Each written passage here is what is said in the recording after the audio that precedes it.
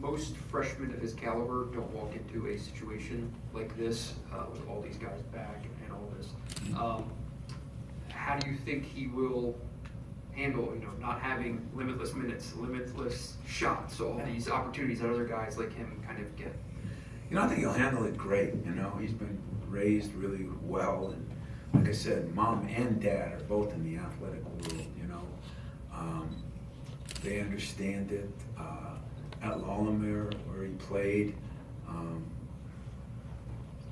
not positive, but I think he might have been the third leading scorer just because of situations there. He's a very unselfish kid. You never know until things happen. You never know how guys handle something until something goes wrong.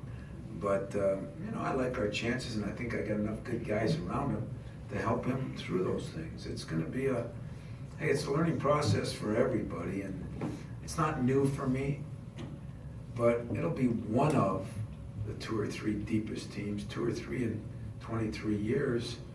It's not like you have deep teams every year, especially this day and age. So it'll be one of the deeper teams that I've had too. So I understand that, and most of the kids don't. And but I think they get along so well. I think they're going to embrace it. I really do. So you answered half of my question. I was going to ask you if it's the most talented and deepest team. So we'll just go to talented. Is it the most talented team you've had in mid-October? Yeah, that's the hard part. In mid-October, can I compare it to other teams? I never remember what mid-October was. The Preseason. Yeah, I still think one of the most talented teams I had was in '01, believe it or not. Even though we lost Cleves and Peterson, we had Hudson, David Thomas, we had those talented freshmen in Zach and Marcus. That was Jason Richardson. That was a pretty talented team. And we had some depth because we had some guys that we set out the year before when we won it. Ballinger, I think, Andreas, Wolf. That was a fairly big team, fairly talented team.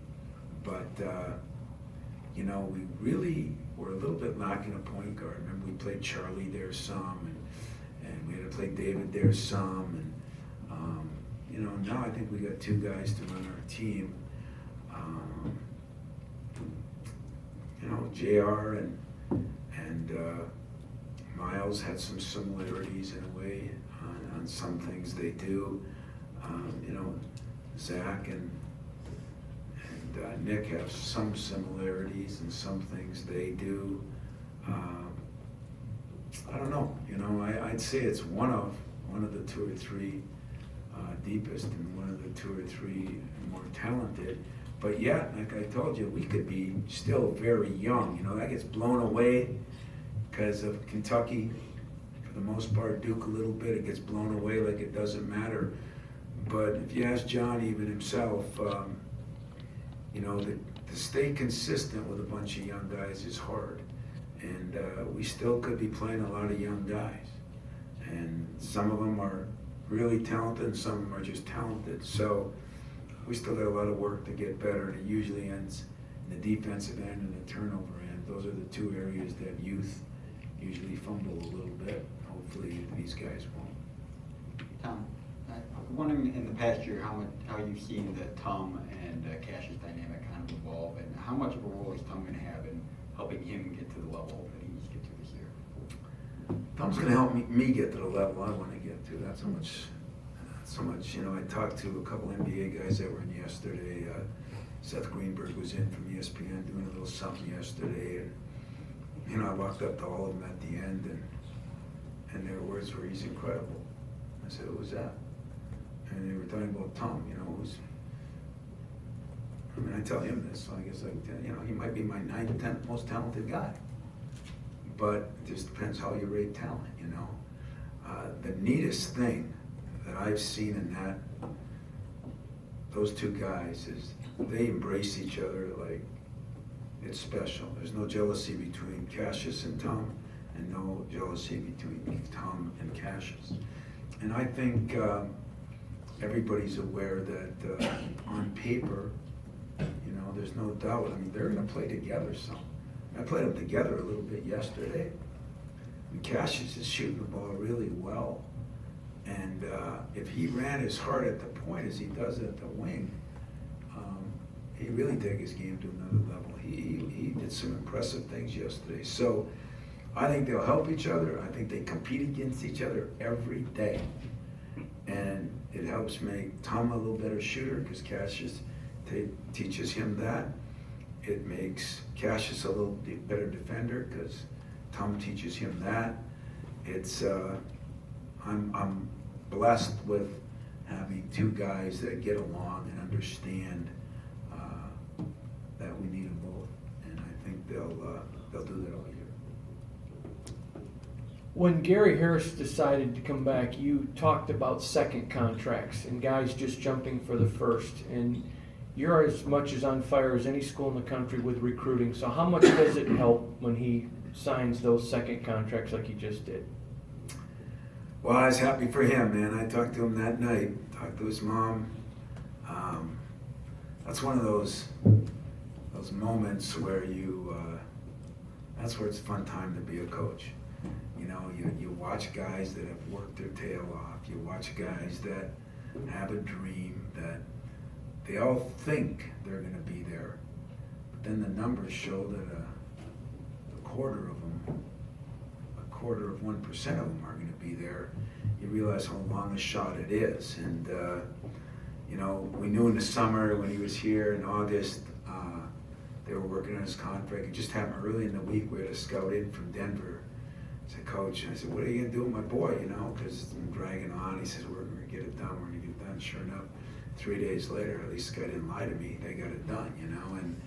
And you know, sure, it'll help recruiting, but to be honest with you, talking to Gary, his mom and dad, that's even better for me than helping in recruiting. I mean, it was just such a good feeling, and proud of him. I'm proud of him because he did it the right way. He worked his tail off and got better every year that he's been in basketball. And right now, he's playing pretty well. It was another good thing about this week. Maybe it's our week, you know.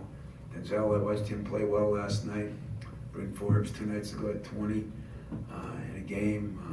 He's doing well. So, you know, some guys are doing better and better, and that always helps recruiting. But I think it helps the program because it means our guys are getting it done out there, and I appreciate that.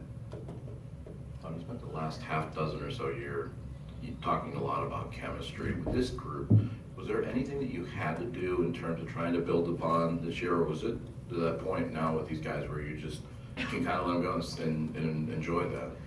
You know, I've spoken a little bit more corporately this summer, and one of the things I talked about was culture.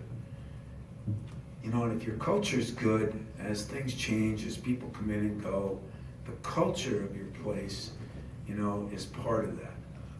Thanks to the Draymonds of the world, our culture is really, really, really good. And thanks for him dragging people back and what we do. But again, at Tom, I told my assistant coaches the first week of school, I said, I want to have an academic meeting here tonight. Make sure you call all the guys. And I called one at night. I said, did you get everybody? Make sure they're there at 7:30 tomorrow morning. It was the first day of class. I didn't want anybody screwing anything up right off the bat. I said, did you get a hold of everybody? I said, well, I got a hold of Tom. I said, well, what the hell does that mean? And that's one guy. He said, oh, he's got everybody on the list. He says, that's taken care of. And so about a week later, after we did this a couple of times, and they said, well, we called Tom, we called Tom, we called Tom. I said, you guys better enjoy the vacation, because once he leaves, that's one area that I can't think of a better guy I've had in that, as far as rallying the team and keeping them together. If you ask Miles, I'm not sure Miles didn't half stay for Tom as much as the program himself. And just has an incredible impact on people. So I think the culture is good and the base is really good, but that kid makes it a little special for everybody, and I think every player would admit that. And so I don't have to do as much with the culture, with the chemistry. I just got to figure out who plays and who plays which place and when they play, and do my job now. And I don't know if my assistants get the year off or what, but they better start realizing that when he goes, it's a whole new ballgame. Coach in the back here. You talked earlier about you like the pressure as a coach. You'd rather have the pressure than not. Evaluating yourself, how do you feel you coach with pressure as opposed to some of the teams where maybe you came in and people weren't having the expectations that they have this year? Well, you can look at it two ways. You know, my first 3 years, nobody thought we were any good. And that pressure was to keep my job. So when I think back, that was real pressure, you know? I mean, I wasn't gonna, having a bad year and having 550,000 alums mad that we didn't win as much as we should, that's a problem, and that's not good. But knowing that you might not get a paycheck the next month, that was real pressure. So I don't know if I coach any different. Last year I tried to have a little more patience. They always say there's a reason for everything. Maybe last year helped me have this much more patience. They say it's a great virtue. I'm not really fond of it personally, and don't think it's as cool as everybody else thinks it is. But I don't know. I figure that every year I'm here, there's pressure. And the day there's not pressure, it's time for me to leave.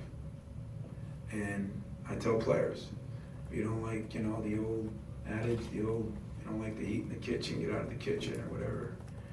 I don't know what they say, something like that, but what do they say? Somebody's laughing. You can't stand the heat, get out of the kitchen. That's about what I said. Jeez, Rico, God darn. Don't have to get so specific on me. I mean, there's heat in the damn kitchen, and if you don't like to be in it, then you're not made for this program. How's that? That's the Uper way of putting it, and that's the way I'm gonna put it. There should be expectations, there better be expectations, there should be pressure, there better be pressure. And if that pressure isn't there, last year there was pressure coming in. We just got so decimated early that I think people gave us a hair of a hall pass. And Ollie, I mean, it was, I think everybody understood. But no, I think they know why they came here. I know why I'm here and why I haven't left. I love it. I love the pressure because it means you're in the right place. It's not so good not to be cared about. Tom, you talked about the state of the game earlier, and that it's a few who have been involved in this, but at the same time, when you see a coach at the status of Rick and you see multiple programs getting involved in this, more likely to come, is this at a point where the current model can be fixed, or is this a breaking point where sweeping change needs to occur? Wow, that's a good question. I think change needs to occur, but I've been saying that for 10 years. I think the summer model has got some issues, and I think some of it is issues for the poor players, that are playing that many games. So I think in general, most people would agree that there's just too many people that touch these players now. And like everything in our society, as my boss Judd Heathcote used to say, 10% of the things are bad. Everybody's got some 10%ers. Might be 12, might be 8, might be this and that, but when you have a bunch more people touching you, you got a lot better chance for a bunch more problems. And I think that's what disappointed me. I tell every recruit that comes here as a freshman and sophomore when they come up with their families, I say, my only piece of advice, don't let the process ruin you, because we will. Blame myself. And keep your group small. Whatever that is, keep it small. You've been raised by mom and dad for 17 years and things are okay. You've been raised by mom and grandma. You've been whoever it is. For the most part, that's who is your group. They've done a pretty good job because you're eligible in school and you become a big-time basketball player. Why all of a sudden do we need 20 other people coming into your world? And so that's the advice I always give. The process that I'm involved with, the recruiting process, hurts people. And, you know, I don't know all the particulars. I don't know a lot more than you guys know. I know that, you know, I think kids are put under a lot of pressure at young ages. I know there's too much.